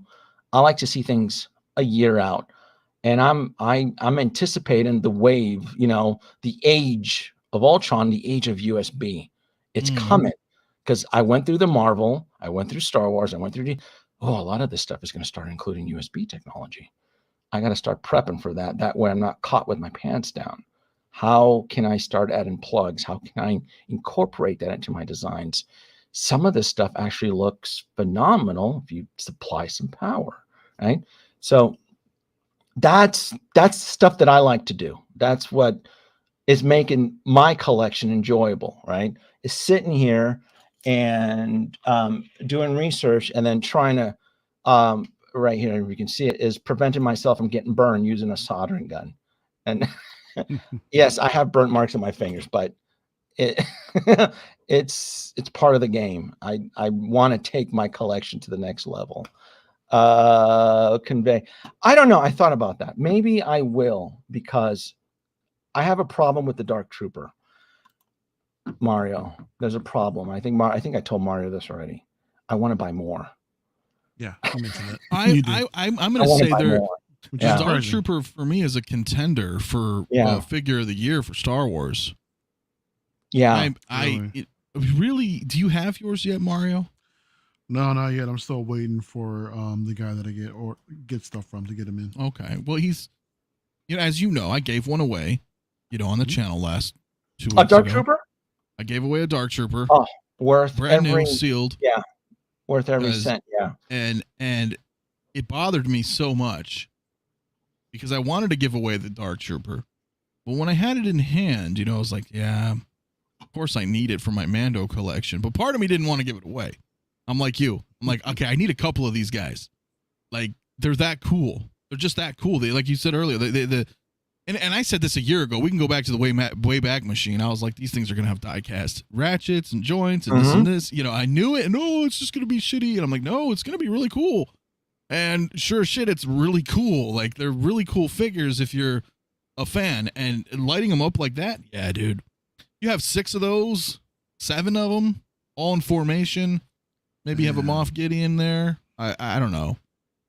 It's classy. They're really cool, dude. If you're thinking in the future, man, you're not thinking about lining up that many if you have that limited space. Because when I see those 7 Dark Troopers all lined up, I'm like, that as cool as that looks, that's space for something else that can be lined up there. And It is. another figure that can be lined up. Sometimes, sometimes it's not about the hoarding of the space, though. If you have it, you can. For example, I'm not in that level what I mean? anymore, Mario, where I actually am reached a point where I want to have fun with this stuff. I'm spending a lot of money on this stuff. Sure. I want to sit down and I want to play with the shit. I want to how can I take this to the next level? How can I make it more grander? How can I, right? How can I, I have the module cases. I've retrofitted most of them with USB plugs. How can I take advantage of that? I have, as a veteran Hot Toys collector, I have an advantage already where I've shared my knowledge, those who would like to listen, and I've told them the future, the age of USB, it's coming. And I think it's going to be glorious, right? Because a lot of this stuff is going to pop when it's lit, right? It's meant to be lit. And a lot of these bulbs that Hot Toys has already been using are rated above 5 volts and up. So what that tells me is that, well, shit, if you hack it, you do a little bit of soldering, you run a USB, as long as it doesn't exceed 5 volts, and most USB plugs are, you can continuously keep it on. All right. I've had my Anakin on the my dark side Anakin on the droid. It's been lit for over a year. It's working just fine. Oh, all this behind me has been. I know you can't. Well, maybe can you maybe solo for a second? I could show you the Vader. Man, I think Hoth Leia's in front. Vader's been blinking forever. Is your Vader continuously plugged in? Yep. So is the Stormtrooper wall here. All my stuff was all anything that has AA or AAA I've plugged in, and they've been on forever with smart plugs. And you know what? You just jogged my memory. Now that I feel a little bit more confident, I'm probably going to hack the Emperor Palpatine on the chair. I feel confident now. I can. Well, those are just AAA batteries. Yeah, that's an easy. So, that's a safe. That's what I use. I just use the ones you buy, the fake power batteries. Mm-hmm. So that, to me, I know I'll be able to pull it off. I'll be able. Now, I don't recommend. What I do is I solder, right? I am essentially damaging the connectors. It is a permanent.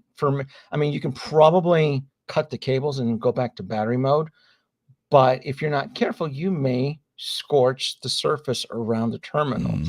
So for those, so that does come with it. That's why I was very hesitant about even doing a video. I wouldn't want anybody who's not savvy with a soldering gun to attempt it, because if you have, I don't know, if you have shaky hands or something, and that needle touches the surface, you'll end up damaging it. But did I damage one terminal? Yeah, I did, but I don't care. My end goal was that once deepfake Luke comes in, I'd like to have the droids positioned around deepfake Luke, and then the deluxe version that has the crumpled one, I'll be able to mod that where it'll look lit. I'll drill. If that thing does it have power? It probably doesn't. It probably is just a plastic mold, but that wouldn't be an issue for me. I can drill through it. I can probably mod some LED lights on it, and just like a small board. And then I can have it lit. So as Luke is crushing in the air, the dark troopers that are lit will be right behind him. So it's just taking it up to the next level, and seeing that. And so I'll confess, I'm going through a big stormtrooper, clone trooper. I'm loving all the troopers. I really, really am. And I've been forced to make some cutbacks on Marvel, because I think Marvel's going to be there a little bit longer, but Star Wars, I think the community might let Hot Toys down. That's how I feel, Anthony. I feel the Star Wars community is going to let Howard Chan down. And what I mean by that is the numbers. I think those numbers are going to start to dwindle. right? Because something I already noticed last year, I shit you not, I heard a lot of YouTube influencers talking about they were all going to get the repaint Boba Fett in the throne. Oh, it's coming home. It's coming home. I don't know of anybody that I follow in the community that even has to repaint Boba Fett yet, right? So what's going on? I mean, are we throttling our purchase? Because I made it very clear. I go, I'm buying that when it hits the discount bin and so forth. I'm in no hurry. Same. Yeah, and you said it too. I go. For me, the value is the actual throne. I don't give a shit about Boba Fett. Oh no, I pre-ordered for the exclusives, man. I'm just waiting for the flex payments to finish up, and I'll be that thing in hand. Yeah. So for me, it's like, oh shit, everybody has it. I go, why has any of the top YouTubers that raved about it last year? How come they don't have it? How come they haven't posted? So just you start to wonder about things like that. Like, well, that's why I'm like, Star Wars community isn't really built on a solid foundation as most of us would like us to believe. I think the foundation. Well, there's content creators and then there's collectors. Yeah, but the problem is that the numbers are speaking to educated guesses. There's a lot of shit, but I guess it could also be argued too that it was even Marvel, right? So it's really hard to kind of pinpoint, well, is the Star Wars community flaking out on this stuff? Or is it just an overabundance of saturation? And that's where it tends to get a little bit, right? Because I feel that the Star Wars community isn't holding their end of the bargain. But it could also be argued too that, well, it's the same thing with Marvel as well too, that they're not holding up their end of the bargain too. So it's very, very tough. So I guess the ultimate educated conclusion is that, well, maybe it's just an overabundance of saturation, which then I can take that information, right?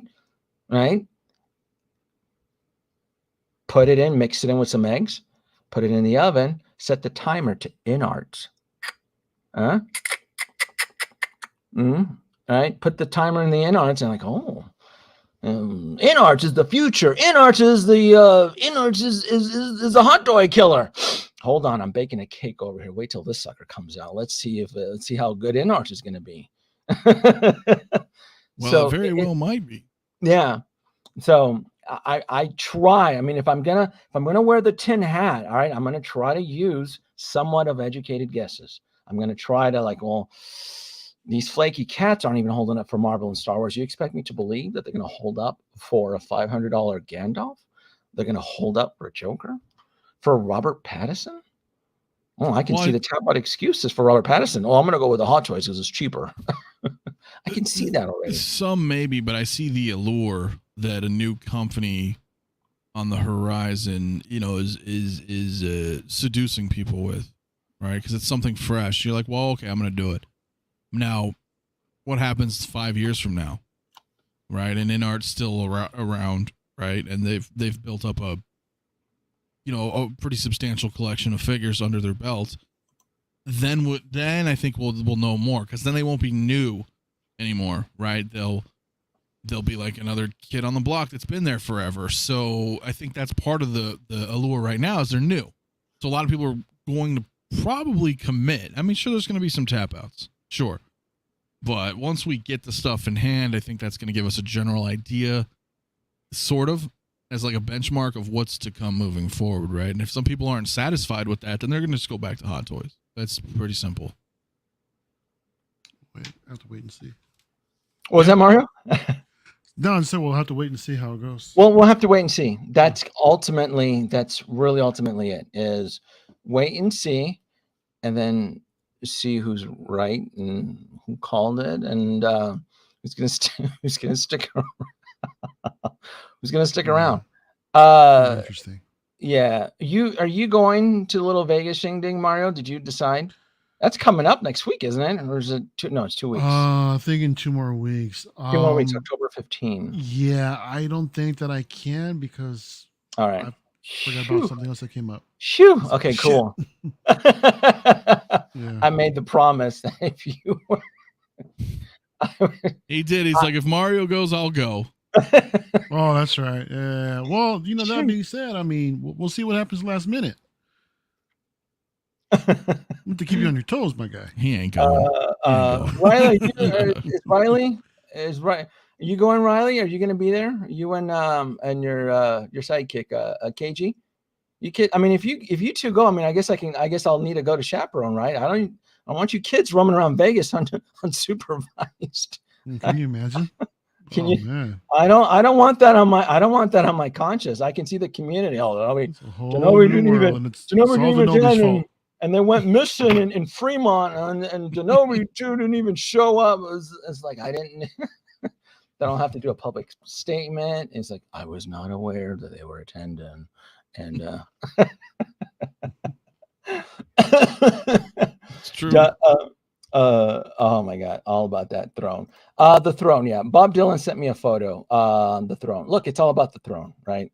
The repaint Boba Fett throne. So again, I'm all about prop. I've always been about props. I love sets. I love props. I wish didn't Hot Toys tease us on a diorama? Like, I'll buy that shit. I'll buy a couple of those. I'll build a town inside of Magic Case, right? You know, if Jazz Inc. would have stuck to dioramas, right? He wouldn't be suffering through all his heartburn and ulcers and and cancellations and constantly rewriting his PayPal rules and shit. I would love more dioramas. Yeah. I don't. Pop Mo says, you should interview John. No, I don't. There's no reason for me to do so. He's made the rounds on his tour for re-election, and he stopped at several cities. He stopped over at 1-6 Mafia a couple times, right? Mafia, how many times has he stopped at your city for re-election? No, I've had him on twice, and it's good to know. Okay. I like to get to know the guy and see what's what, and he can't say everything. I get it. Yeah, but it's still interesting to kind of poke and prod and get some whatever information we can get out of it. But I mean, he wasn't over on my channel kissing any babies or anything. I mean, it's because so I mean, no, there's no reaon to. I would not. It would be a disservice to the community that watches me if I had and then I wouldn't be able to provide a benefit because he wouldn't answer any of my questions. So it would just be more of free publicity, right?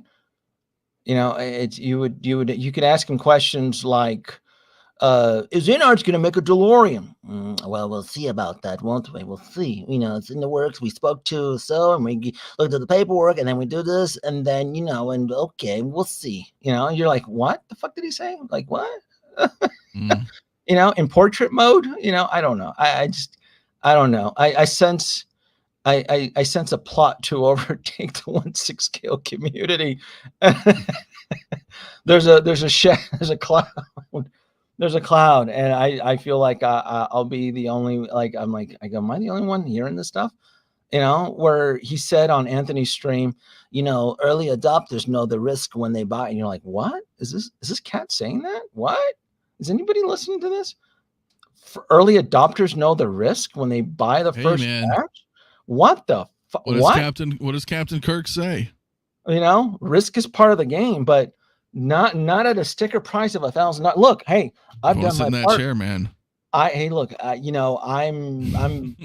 This crew was ready to stand down a few years from retirement, and you throw me back out there. No, I can't. I've already taken. I took a bullet for this community. I lived the whole justice mobile. I lived all that, right? And now everybody's like, oh, no, but you should stand up and talk about the 3.0. No. If you're still making these deposits and payments, and yet the photos are coming in on the 66 Batmobile that was painted by a middle school class, right? Trying to earn points for the next. No, that's shame on you. That's on you. That's not him. No, because there's been enough information. You've been warned multiple times. The 66 Batmobile was in production for 5 years or something like that, right, Mario? 5 or 6 years, and then everybody's clutching their pearls in shock because the paint on the trim looks like it was like what was that? I saw the photos. I'm like, what? He's not even trying anymore, is he? He's not even. Can you Some of them imagine? look- The some of pinstripe them detail looked was good. extremely disappointing. Can you imagine if I 4K blast that bitch? I might make my camera. Yeah. My camera sees everything. Yeah. If I 4K blast that thing under the macro, holy shit. I've some seen a couple people- of them that look pretty good though. To be Well, honest. Jacques in the chat, he has it. He just commented on it. I mean, it's not all of them, but I feel bad for him. Mm. What if mine was perfect? Beauty's in the eye of the beholder, right? Right. I mean, I mean, art is subjective. well, you can Right? throw out all the cliches you want. I mean, if it's, if I'm dropping, I mean, if you like it, I guess, right? I mean, if it helps you sleep better, right? I don't. Maybe, right? I mean, and again, I said this, and it's we're doing the circle again on this, but it's like I speak from experience. I did review the Falcon cockpit. I did 4K zoom in on that thing. You saw the screw holes. You saw it all. It was all shown there in glorious. So, yeah, look, if anybody's listening and they would like me to review a 66 Batmobile, I would gladly review it. I would pay for the shipping to and back. Someone really has a 66 Batmobile. I would love to 4K blast it. A fair review. All right. I mean, it'd be a fair review. 4K blast a 66 Batmobile. I think there may be an audience for that. Possibly. but Oh my some of god. them I've seen are very good too. Mm. So that's the tough one. That is a tough one. All right. So I'm gonna call in into the stream. I'm gonna get Cobb Vanth. I'm gonna try to nickel and dime him. I'm gonna try to scour. Isn't this what you just said to me at the beginning of the damn stream? You're like, Yeah, well, I don't know, man. You were like, you're not gonna. Well, wait a minute now. And Let we me finish just my did all this, statement, and you're like, I'm because- gonna get him. Wait a minute You're now. the same. Wait a You're minute the now. same. No. Wait a minute now. But I'm not pre-ordering him. I'm not gonna do pre-order him. I'm not I'm pre-ordering gonna. him. I'm jumping on your train that just left the station. We're gonna try to look for the best fucking bargain deal. We are. We're riding the train, but we're hopping on the back of it. We're at the back we're of the not- train. Yeah, You guys. we you ran guys and jumped can- on it. You guys can day one pre-order it. You guys can have all the fame, fortune, and glory. We're going to be at the back of but we're on the cheap seat tickets here, and we're going to try to because my God, $300 is just no way, too much. Of course, should we add a clause to our agreement though, Anthony? If the low batch warning shows up, we're going to be running to pre-order it. Well, yeah. I mean, that's kind of a given. I mean, I just let's. I think the method that I'm following now is this. I'm not going to pre-order anything unless I start seeing it hit a blue screen. Pretty much. And if that rides all the way to in stock, no problems, no hiccups. Yep. Then I will start waiting for a deal, whether I have points set up, maybe there's another local store that's offering me free shipping, or somebody buys it a week later, they sell it on the BST groups, because they don't like it. Mm-hmm. Those options I will consider moving forward. If you're going to start charging higher prices, I need to adapt as a consumer. I'm not just going to blindly be like, oh, that's the ticket price. Cool. One, please. I just can't do that. It's fair. Yeah. No, it's a fair point. It really is. Mario's already probably day one pre-ordered it. So did you probably did already. Did you, Mario? Confess? No. You didn't? I have Okay. not yet. No. All right. But again, if this thing does hit blue screen, then I'll probably be jumping Hey, on it as well. I'm a It was sucker like for that. 340-ish. It's Sorry. it was I actually had the banner here. It was You and I are only off by like a few cents. Yeah, it's 344 total. That's shipping and tax if I went with Sideshow. I would prefer to write it out all the way through in stock. I'm hoping it does. But again, if I start to get the alerts coming in from like the Bothan spies, like Denobi, it's under low stock. I'm like, I'm not going to hesitate. I'm like, initiate order 66 pre-order. I'm like, God damn it. Just hit the pre-order button. I'll deal with it. I would prefer not to though, because there's a lot of stuff I want, because there's Marvel. We're entering the age of Back to the Future pretty soon, right? The deluxe Doc Brown. You don't do Back to the Future. Yeah, right around the corner. Doc Brown is inbound. So maybe the Western Doc and Marty will be coming in. Cyborg. You saw the Storm Tracker, right? If I zoom into the top, the Blorgs. Oh, I can't even forget. The Blorgs are inbound. We have Mandalorian, we have the single, and we have the Quill right there. So look at that. It's actually past its date right there. So what have I said? It was delayed. You have to update this. No, I don't want to delay. That way I can reference it. But you're right. Okay. It was delayed. Okay, but it was. Yeah, right. It was delayed. Yeah. It was delayed. Yes. Yeah. It absolutely. It was delayed.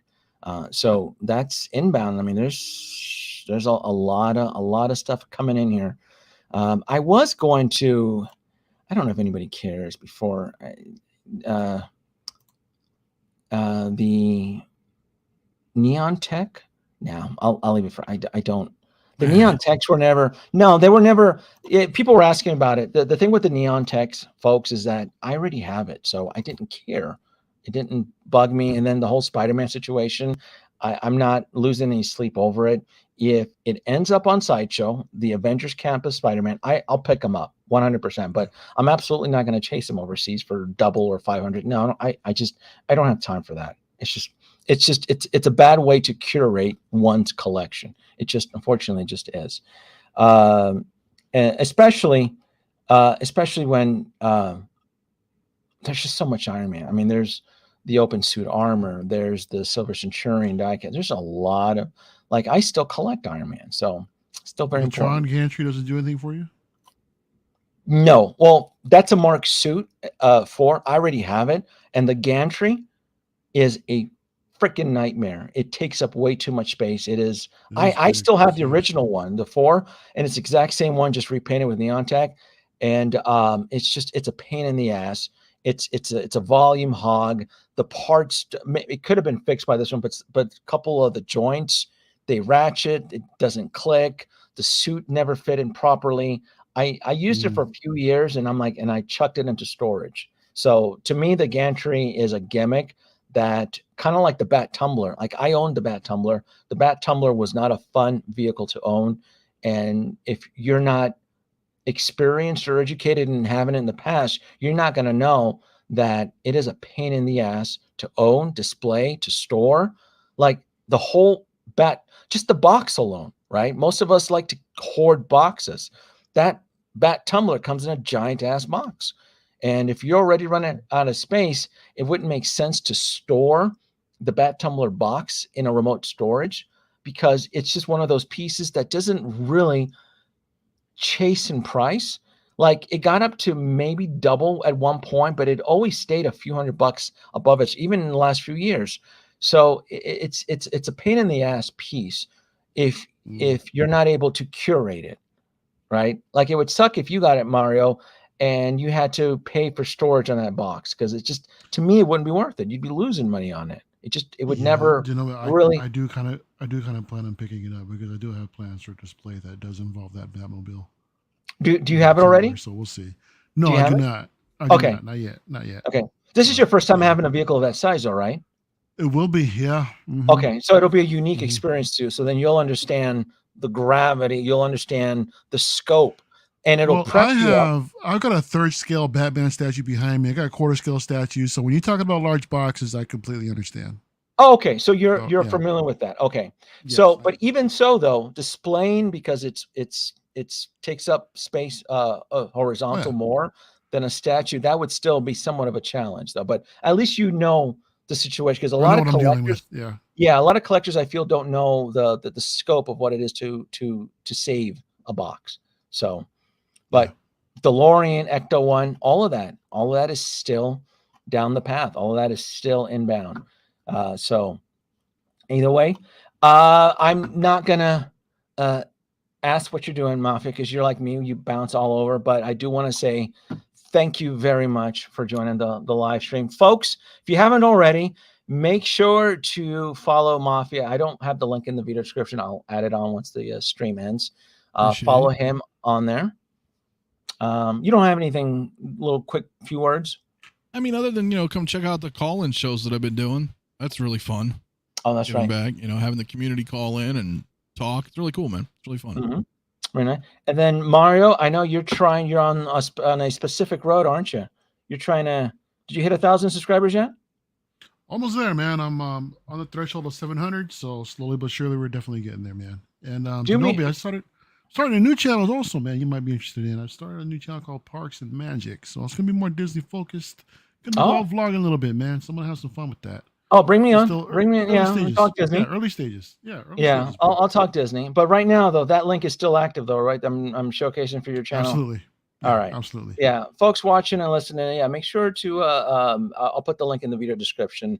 Make sure you follow Mario to his channel. He's trying to get there, so I do greatly appreciate it. And then I'll see. Look at that. Bob's already on it. Look at that. Bob's the man. Bob's the man. He's already on there. All right. And thank you so much. Thank you, everybody. Thank you for joining in. I am going to end the stream now.